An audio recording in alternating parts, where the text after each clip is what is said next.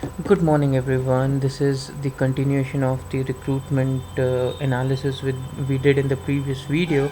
Now, in this video, further we'll understand how recruitment works, what are the different methods, what are different ways, and what really happens.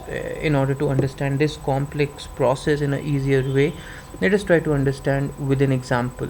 Okay, now let us say that this is a company here. Okay, so there's a company over here, right? It has some requirements, right? So let's say there is some company, say XYZ, and which wants people who are having, let's say, around 3 years of experience with Java backend and many more specifications, right? So let us try to understand that they have this requirement, and let's say the requirement is for two positions are open, or in a way it means there is requirement of two people there with 3 years Java backend. Just to understand the process, now we have to start with finding the relevant candidates. So we start finding people who are having 3 years of experience with Java backend. There can be more specifications kept by company. Let's say the company might say it has to be from a good college, it has to be having certain more criterias in order to have a further filtering here. So let's say there are 10 or many factors over here. So number of years, Java backend, let's say from a good college, okay, or top 10 colleges of the of India, from top 10 companies. So that is how the filtering can be done based on the requirements from the company. So let's say based on that, just taking an example, we get 100 candidates. Okay, so 100 candidates are the sort of candidates which are having this 3 years of Java backend and fits the profile of this company.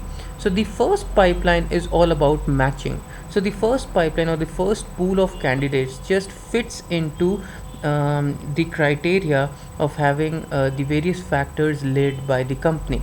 So first you start making a pipeline. Pipeline is nothing but a set of people, in our case, who are having the right requirements as per the company standards, right? So we build this pipeline number one, where the candidates who are fitting the profile, who are fitting the right the factors led by company. Let's say we get around 100 people, so these are the pipeline number one whose profiles are matching with what the company requires. Now the point is how to get these people, right? Now we got these people through different medias. We can get it from social media, like we can try through LinkedIn, or we can try through Facebook or other medias. We get these candidates, or it can be also either through reference.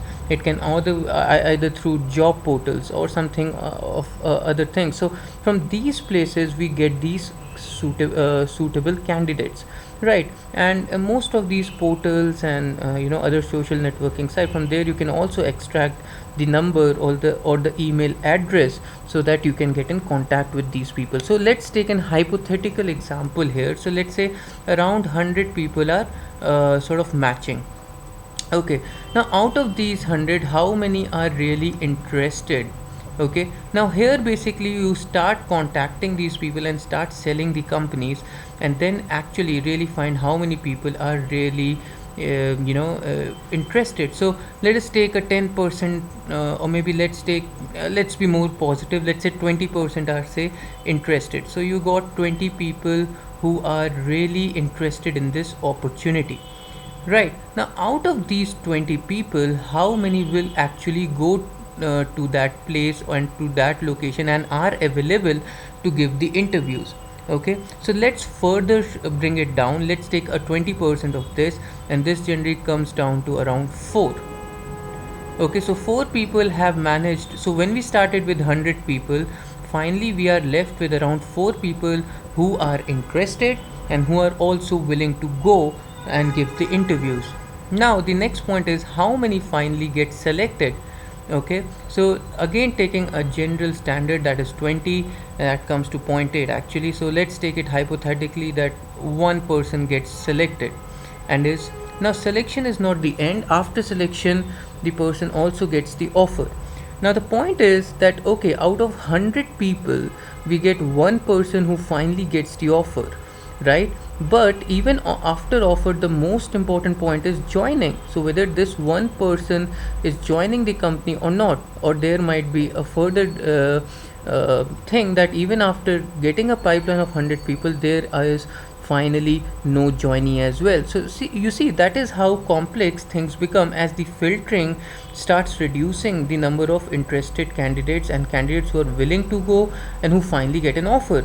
So that is how the system works. Now if your filtering is very strong, okay, so this is hypothetically normally what it happens, that if you are suppose starting with 100 people, it can end up to one offer. Okay, maybe. Or some people have very sharp filtering process, they sort of sense which candidate is matching. So for them, even if they have a pipeline of 10 people, they are able to give two joinees. This is offer, this is joinee. So the joinee to offer ratio as well as how many candidates to pool is a totally subjective matter. If you're very good in filtering, if you're very good in assessing, you will be in a faster position and will be more accurate. You might just source one candidate and he might get the offer as well as joinee. Whereas if your refining is not very good, then you might start up with building a pipeline of thousands of people and still might not get an offer. So that is how basically the recruitment industry works. We'll be coming up with more theories, more concepts, so that you are able to understand how this industry works. For now, these are just the basics. We'll be coming up with more. I'm also into e-commerce domain, and we recruit for a lot of requirements. So if you're interested, you can get back to me through my email or even through my contact number. So thank you. I hope you got few more insights from this video. I'm Shwetank. Take care. Bye bye.